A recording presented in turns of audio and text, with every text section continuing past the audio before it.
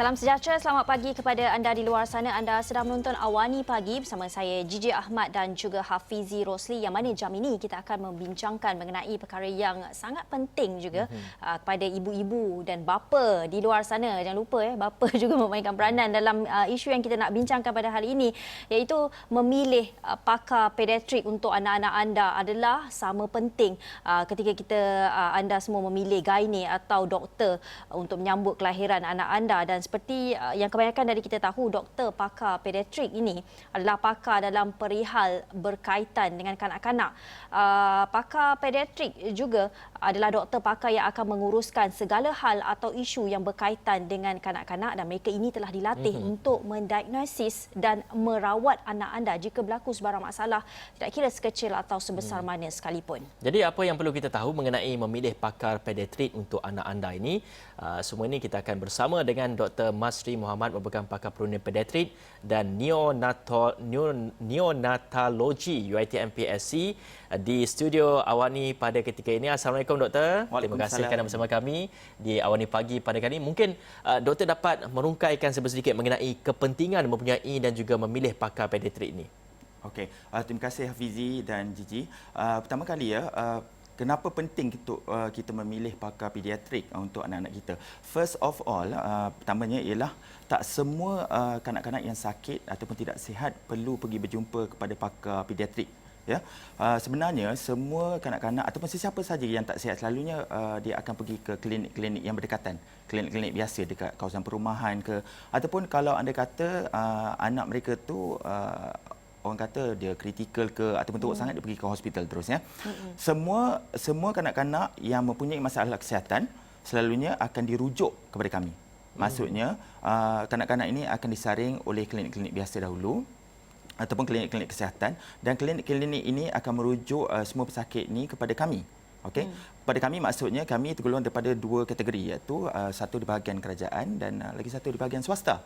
Jadi dekat mana kita nak pilih?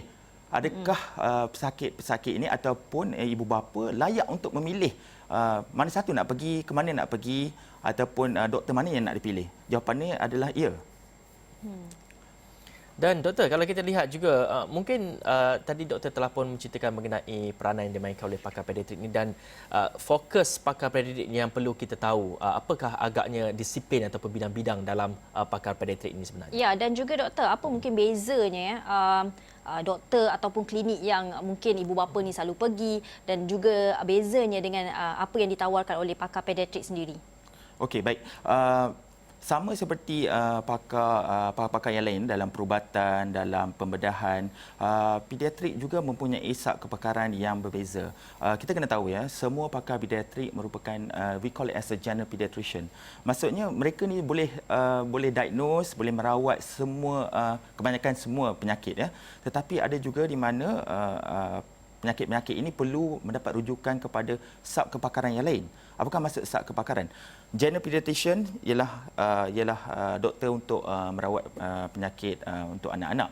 Tetapi anda kata dia ada masalah yang spesifik, yang khusus. Contoh dalam bahagian saya bahagian sub kepakaran neonatologi, iaitu di mana bayi-bayi yang pramatang ataupun baru lahir adalah kepakaran saya. Anda katalah anak-anak mereka hantar tu mempunyai masalah sakit perut ke yang berpanjangan, ada masalah seperti lambat dalam pertuturan ataupun lambat dalam pendidikan dia ataupun intelektual dia, ataupun ada masalah perut. Jadi kalau ada masalah pembelajaran ataupun pertuturan, dia akan pergi ke developmental specialist, iaitu pediatric developmental specialist, di mana spesialis ini ataupun pakar ini akan memastikan atau akan periksa anak-anak itu dengan teliti sebelum membuat tindakan atau perawatan selanjutnya. Jadi banyak lagi kepakaran yang lain seperti pakar jantung, iaitu pediatric cardiologist, pakar pembedahan iaitu pediatric surgeon, dan seterusnya ialah seperti pakar jantung. Pakar jantung ni, kalau anda katalah anak-anak yang lahir ada masalah jantung, okey, bila dia tahu ada masalah jantung tu selalunya pakar pediatrik akan merujuk kepada pakar jantung. Jadi pakar jantung ni akan membuat rawatan susulan, memberikan ubat yang khusus, ataupun yang anak-anak ini mempunyai contohnya masalah jantung berlubang, dia kena refer kepada pakar pembedahan jantung. Jadi banyak tau sat kepakaran dia. Saya nak sebut semua pun banyak. Jadi itu merupakan satu example lah ataupun contoh yang boleh saya berikan. Ya, doktor, kalau kita nak lihat juga topik kita sebenarnya bagaimana untuk memilih pakar pediatrik ini. Mungkin doktor ada tips, adakah perlu ibu bapa ni melihat cadangan-cadangan daripada rakan-rakan supaya menjadi tips kepada mereka untuk mencari pakar pediatrik, ataupun sebenarnya bagaimana kita boleh mendapatkan khidmat pakar pediatrik ini dan memilih yang sesuai dengan bayi kita? Okey, baik. So balik kepada tajuk kita pada ini ya. Kebanyakan pakar-pakar pediatrik ini kita selalunya parents ni akan go through background check. Maksudnya dia orang dah Google, dia orang dah tahu word of mouth, kawan-kawan dia orang recommend kan.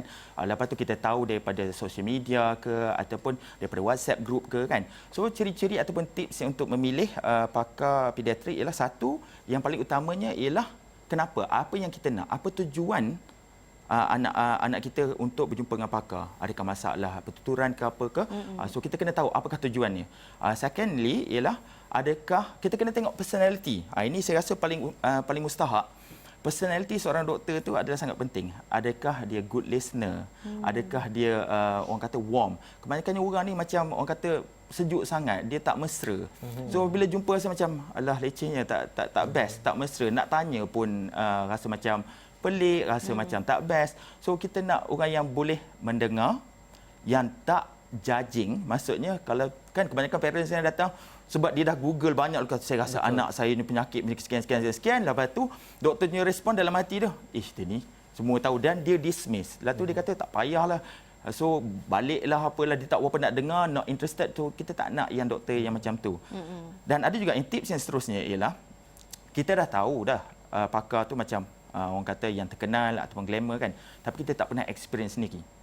Okey, tapi bila kita dah tahu, kita dah jumpa, kata oh okey dia ni, so semuanya macam dia punya background dia okey, knowledge dia okey, dia dengar pun baik, dia teliti dengan pemeriksaan anak-anak kita. Okey, dia tak orang kata dia sebenarnya pediatrician ni bukan saja kena merawat anak-anak, dia kena jaga hati ibu bapa juga. Kalau ibu bapa tu tak suka dia, memang tak datanglah anak tu kan.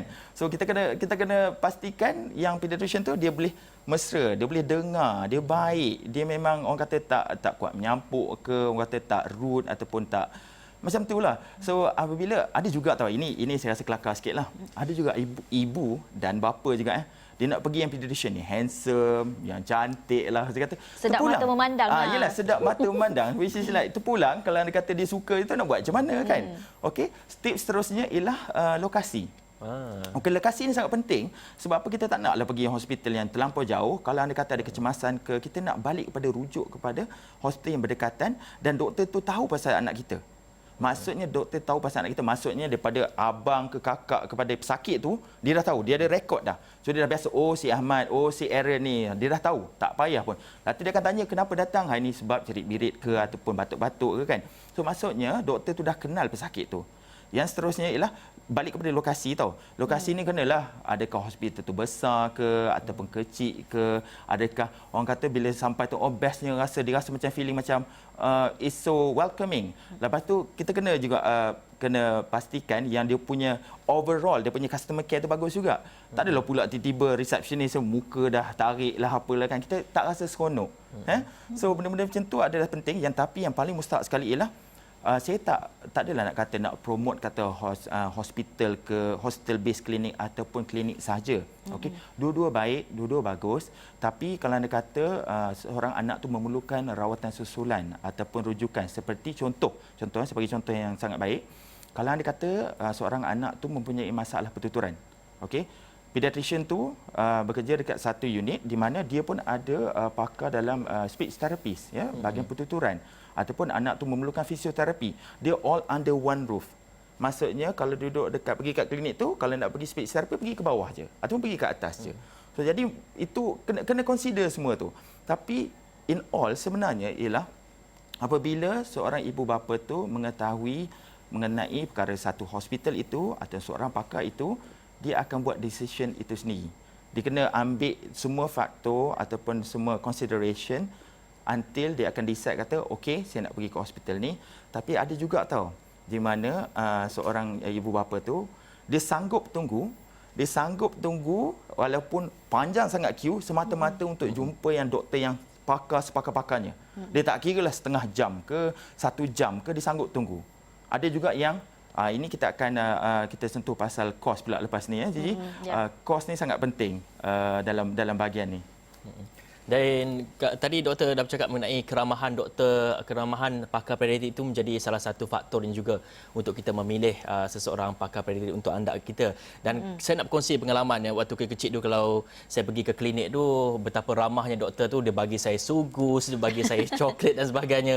Lepas tu terus dia cucuk saya pun macam okey saja. Maknanya doktor yang saya pergi dulu memang ramah juga. Dan doktor itu tadi kita melihat kepada di klinik-klinik di swasta ataupun klinik swasta, hospital swasta. Bagaimana pula dengan hospital kerajaan? Adakah ibu bapa juga mempunyai hak untuk memilih dan sebagainya, dan juga bagaimana prosesnya apabila kita merujuk anak kita kepada hospital kerajaan? Okey, baik. First of all, Hafizi, yang bahagian gula-gula dengan sugus tu kan, itu zaman dululah. Saya tak jarang tu nak nampak doktor pakar pediatrik yang dia letak gula-gula kata. Sekarang dah tak ramai ya buat itu. Stiker ataupun mainan lah. Saya rasa Padahal dia tarik hati budak-budak tadi tu kan. Gula-gula ni very sensitive issue kan. Okey, berbalik kepada yang pasal kerajaan. Okey, adakah ibu bapa layak untuk memilih pakar di bahagian hospital kerajaan?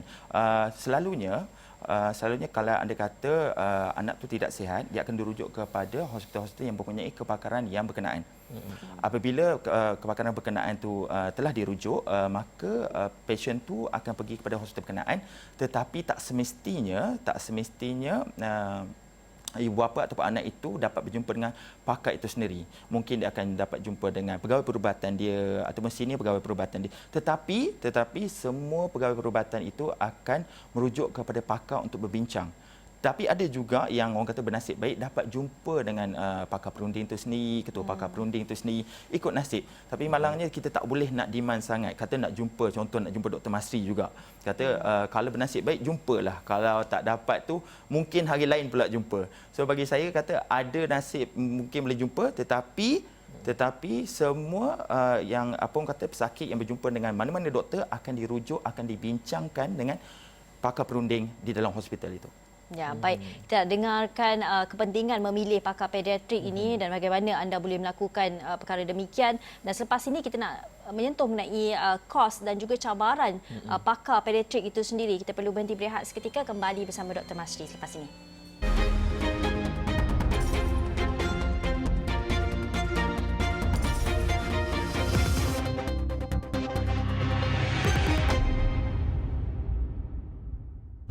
Bertemu lagi dalam Awani Pagi, kita membincangkan mengenai bagaimana anda di luar sana sebagai ibu bapa boleh memilih pakar pediatrik yang tepat untuk anak anda dan apa mungkin kepentingan memilih pakar pediatrik ini. Kita sudah berbincang sejak tadi bersama Dr. Masri Mohamed, pakar perunding pediatrik dan neonatologi UiTM PSC.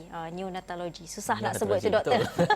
Okey, doktor, kita nak teruskan mengenai perkara ini. Antara kegusaran ibu bapa atau bakal ibu bapa di luar sana adalah kos untuk mendapatkan khidmat pakar, terutamanya pakar pediatrik. Bagaimana kita nak melihat daripada segi isu itu? Adakah kos ini perlu menghalang ibu bapa untuk pergi mendapatkan pakar? Okey, baik. Is a big factor. Kos ataupun kewangan merupakan satu faktor yang sangat mencabar. Especially masa pandemik COVID-19 ni. Pertamanya ialah kalau anda kata kanak-kanak itu dirujuk kepada hospital kerajaan, selalunya kos adalah ditanggung oleh kerajaan itu sendiri. Keduanya ialah kalau anda kata ibu bapa tidak mempunyai kekangan kewangan, selalunya mereka akan merujuk terus kepada klinik yang berdekatan dan terus pergi ke klinik pediatrik ataupun pakar pediatrik yang mereka ingini. Jadi itu bahagian yang ibu bapa yang tiada kekangan kewangan. Tetapi ada pula yang ibu bapa yang telah mendapatkan khidmat insurans, ya, insurans kesihatan.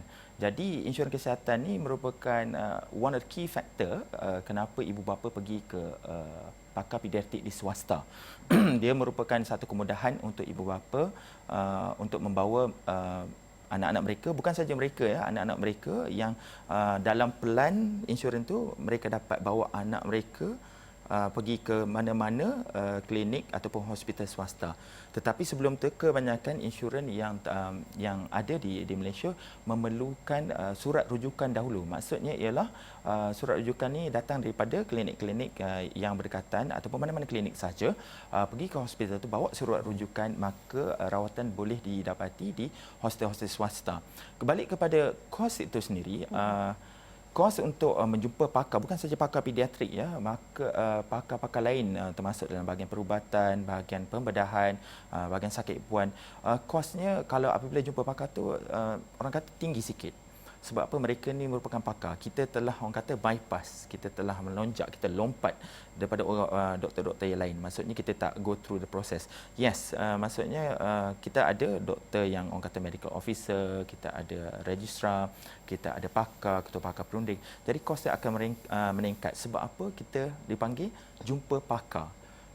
Saya tak boleh nak sebut berapa sebab apa? Kos tu dia orang kata varies, dia variasi dia. Ada yang doktor tu dia charge minimum, ada yang doktor tu charge tinggi. Dia depends kepada budi bicara pada doktor itu sendiri ya.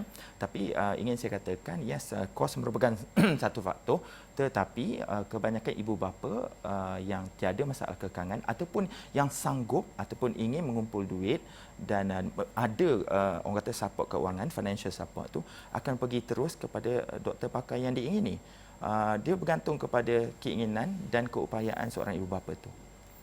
Doktor, tadi doktor dah explain mengenai proses untuk kita merujuk kepada pakar pediatrik sama ada di swasta, begitu juga dengan di kerajaan. Dan kalau kita tadi pun dah sentuh mengenai faktor untuk kita memilih pakar pediatrik ni, namun apabila sampai ke hari temujanji ni, apa agaknya persediaan yang perlu dilakukan oleh ibu bapa sebelum mereka menghadiri temujanji ataupun berjumpa dengan pakar pediatrik ni, doktor? Okey, soalan yang best sangat, Fizi. Kebanyakan ibu bapa ni kan dia bawa anak mesti kena bawa. Kalau lupa bawa anak tak tahu. Tapi ada benda lain yang selalu tak bawa, iaitu pertama ialah rekod buku kesihatan. Jadi ibu bapa kat luar sana kalau bawa anak-anak anda pergi ke klinik-klinik mana-mana pun, klinik kesihatan ke hospital kerajaan ke dekat klinik swasta, bawalah buku kesihatan anak anda. Sebab merupakan satu rujukan yang cepat untuk kami nak tahu dia lahir macam mana, okey, apakah masalah kesihatan. Kita boleh selak je. Lalu kita nak tengok kan masa tu buku kesihatan ni sangat penting. Sebab apa? Apabila anak-anak anda pergi ke klinik-klinik atau hospital, kami akan ukur dia punya berat atau ketinggian dia. Lalu kita akan letak di dalam carta kesihatan di bahagian berat badan dan bahagian ketinggian. Tu kita boleh tahu immediately. Lalu kita nak tahu contoh kalau anak-anak anda ingin mengambil vaksin, ni sangat penting ya. Yang Hafizi cakap dia kena cucuk dapat gula-gula dulu kan. Okey, lalunya ibu bapa akan bawa buku tu. Lepas tu kita akan tengok yang mana satu apakah vaksin terakhir, dan apabila doktor tu telah memberi vaksin tu, dia akan catat dalam buku tu menjadikan satu rekod. Rekod ni sangat penting ya untuk dibawa ke nanti nak pergi sekolah ke, even nak pergi kerja ke satu hari, you never know kan. Okey, seterusnya ialah apakah persiapan. Kalau contoh anak-anak anda tu kecil lagi ke kan, yang baru lahir nak bawa tu kan, kita lalunya saya rekomenkan saya rekomenkan kasit tu bawa lah sekali ya. Janganlah pula kita riba anak kita atas kereta, tolonglah pakai kasit keselamatan anak-anak anda. Seterusnya ialah pastikan prepare susu bawa, okey. Kalau yang minum susu formula, tapi yang kalau yang breastfeeding tu mudah sikit. Lalu yang paling best ialah lalulah saya bukan nak kutuk tau. Selalunya kalau anda kata bapa ni dia kelang kabut sikit. Okey, dia tak prepare. Dia tiba-tiba je kata Allah tak bawa susu lah, tak bawa lampin lah, tak bawa. Lelaki kan susah multitasking. Tak boleh macam tu Gigi. Sebenarnya ada ramai yang bapa yang memang dah hebat. Dia dah tahu dah, it's like macam dah rutin. Okey, kena bawa tu, kena bawa ni, semua dah lengkap. So itu preparation tau. Keduanya, yang seterusnya bukan keduanya, ada juga potensi yang di mana ibu bapa kena tunggu sikit. Maklumlah ada yang bersakit yang di hadapan kita dan mungkin memerlukan masa yang lebih lama untuk bersama dengan doktor. Banyak kegusaran, banyak yang dia nak ingin tanya. Jadi dia perlukan masa yang lebih lama. Kalau kita buat macam tak puas hati ke apa ke, kita kena respect dengan orang tahu merupakan orang kata hospital swasta, tapi kita kena tahu apakah masalah yang pesakit di depan kita tak tahu kan. So kita kena mentally prepared, kena tunggu sikit je, insya-Allah tak lama. Ya, doktor, mengenai insurans juga mungkin ada kekeliruan di sini. Bagaimana untuk ibu bapa memahami adakah insurans mereka ni cover sehingga ke pakar pediatrik ni, mungkin apa langkah-langkah yang perlu mereka tahu? Okey, kebanyakan insurans saya taklah pakar sangat dalam bahagian insurans. Apa yang saya tahu ialah ada insurans yang memang dibeli sendiri. Ada juga insurans yang telah dibelikan oleh syarikat masing-masing ya. Contoh ada syarikat besar tu dia memang dia cover semua majikan dia. Okey, ada juga yang beli insurans sendiri, tapi kalau anda kata yang beli insurans sendiri, yang terbaik ialah satu, kita rujuk kepada dia punya website, tengok dia punya coverage macam mana. Kita kena tahu apakah coverage yang kita ada. Kalau anda kata dah penat sangat, dah tak tahu, malas sangat, angkat telefon WhatsApp agent je. Senang, okey. Lepas tu yang agent yang kau beli insurans tu boleh contact dia. Okey, ataupun dalam bahagian yang syarikat ni, bahagian syarikat tu kita akan rujuk dia punya HR ke sesiapa yang menjaga bahagian insurans ataupun yang provide the guarantee letter. So adakah semua insurans akan cover pergi ke klinik ataupun untuk kemasukan ke dalam ward sebagai inpatient? Itu bergantung kepada insurans tersendiri. Tetapi lazimnya kebanyakan insurans memerlukan surat rujukan. Maksudnya dia kena pergi ke klinik biasa dahulu, dan klinik biasa itu di mana doktor di situ akan membuat keputusan sama ada perkara ini perlukan rujukan ataupun tidak. Ya, jadi kena saring dulu oleh doktor-doktor yang di bahagian klinik prima ke mana-mana klinik dekat rumah ataupun mana-mana klinik pilihan anda. Doktor berkenaan akan buat keputusan sama ada anak-anak anda layak untuk dibuat rujukan kepada pakar-pakar berkenaan. Doktor, berapakah kekerapan untuk kita berjumpa dengan pakar pediatrik ini, ataupun mungkin jika anak kita ada mempunyai masalah kesihatan baru kita berjumpa, ataupun mungkin kita perlu tetapkan dalam 3 bulan sekali kita akan berjumpa dan sebagainya. Dan apakah bezanya kalau kita berjumpa dengan pakar yang betul pakar pediatrik dengan klinik-klinik doktor-doktor di klinik-klinik biasa? Okey, baik. Okey, kekerapan itu adalah bergantung kepada jenis orang kata penyakit atau masalah yang anak-anak itu hadapi. Contoh kalau anda kata masalah jantung, mungkin kekerapan dia agak orang kata cepatlah. Maksudnya kena lalu jumpa, kena monitor dia punya berat badan, pemakanan dia, penyusuan dia, itu memerlukan kekerapan yang lebih tinggi. Contoh kalau anda kata ada asma. Okey, kalau ada asma tu kita tengoklah macam mana, adakah dia punya kontrol dia okey, adakah dia ambil ubat. So jadi mungkin dalam 6 bulan sekali. Okey, seterusnya kalau anda kata dia memerlukan vaksin kita ikut jadual National Immunisation Program, iaitu jana imunisasi kebangsaan. So mungkin ada yang setiap 2 bulan, ada yang 4 bulan, kita kena tengok daripada rekod buku kesihatan. Okey, seterusnya ialah adakah kekerapan yang lain, seperti contoh kalau anda kata masalah pertuturan. Masalah pertuturan ni dia jumpa doktor mungkin dalam 6 bulan, tetapi dia jumpa pakar pertuturan tu dia kena jumpa dalam sekerap yang mungkin. Ini merupakan satu masalah yang besar ya, yang bukan saja di Malaysia ataupun dekat mana-mana saja. Masalah delay in speech ataupun masalah pertuturan merupakan satu benda yang paling common dapat rujukan daripada kami. Ya. So rujukan tu kami kena attend, kita akan tengok dan kita kena rujuk pada pakar pertuturan dan kita akan tengok dia punya progress. Okey. So dia bergantung sebenarnya Fizi. Kalau anda kata benda tu kronik, okey, kronik, maka berpanjanganlah jumpa dia. Ada patient saya sampai umur 14 tahun, ada 16 tahun yang masih tak nak berganjak, kata nak jumpa, nak stay dengan doktor juga, tak nak pergi ke bahagian doktor dewasa. Dia rasa dia selesa. Jadi so bergantung kepada pesakit dan individual tersendiri. Ya, doktor, kalau kita lihat ya, jenis pediatrik ni pelbagai ya, ada seperti doktor katakan, ada mungkin berkaitan dengan jantung kanak-kanak, sistem pencernaan, percakapan dan sebagainya, dan itu sebenarnya perlu diketahui oleh ibu bapa di luar sana. Tetapi dalam masa yang sama, seperti yang kita cakapkan tadi mengenai cabaran pakar pediatrik ini, kerana setiap ibu bapa ada kerenahnya, mungkin mahukan doktor yang selesa untuk merawat anak-anaknya. Apa yang perlu diterapkan kepada pakar pediatrik ini dalam memberikan perkhidmatan yang terbaik kepada ibu bapa di luar sana? Okey, bagi saya dan kawan-kawan saya selaku semua pediatrician dekat Malaysia ni, selalunya kami sebagai pakar pediatrik, kami akan sentiasa memberi perkhidmatan rawatan yang terbaik. Kami selalunya akan pastikan kami akan dengar dengan teliti, kami akan attend bukan saja pesakit tu, ibu bapa sangat penting ya, kita kena address ibu bapa punya kegusaran, apakah persoalan ke. Ada juga ibu bapa yang tak sanggup untuk bercerita sampailah kita one to one ataupun dia start menangis ke apa ke, baru dia bagi tahu. Okey, kita akan pastikan yang ibu bapa ni macam warm to us.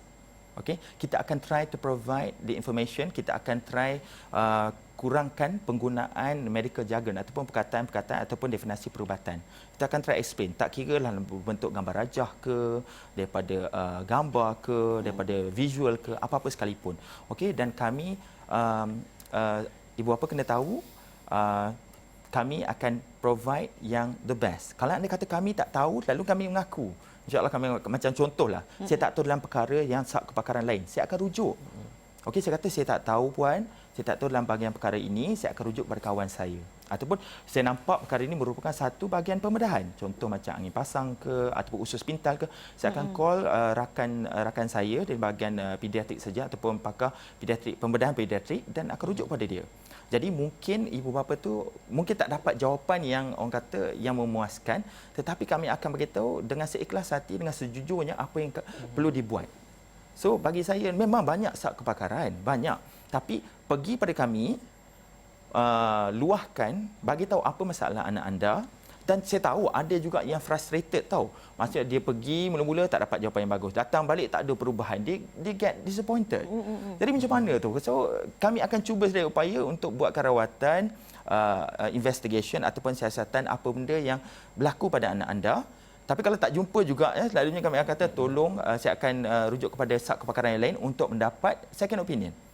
So bagi saya seorang good pediatrician ialah good in communication and good in treatment. Setelah kita mendengar penjelasan daripada Dr. Masri sebentar tadi, saya kira melihat kepada penjelasan dan juga keramahan Dr. Masri, lepas ni ramai akan refer kepada Dr. Masri depan ni. Baik, terima kasih kepada Dr. Masri Muhammad, merupakan pakar perundian pediatrik dan juga neonatologi UiTM PSC atas ulasan sebentar tadi berkenaan dengan untuk kita memilih pakar pediatrik untuk anak anda. Kita dah bercakap mengenai kepentingannya, kita dah bercakap mengenai apakah proses-proses dan sebagainya. Dan terima kasih kepada Dr. Masri atas perkongsian itu. Gigi. Dan kita harapkan dengan penjelasan ini dapat merungkai setiap kegusaran persoalan anda, ibu bapa khususnya di luar sana. Dengan itu, sekian saja Awani Pagi. Saya Jijak Ahmad. Saya Hafizul Rosli. Assalamualaikum warahmatullahi wabarakatuh. Bye.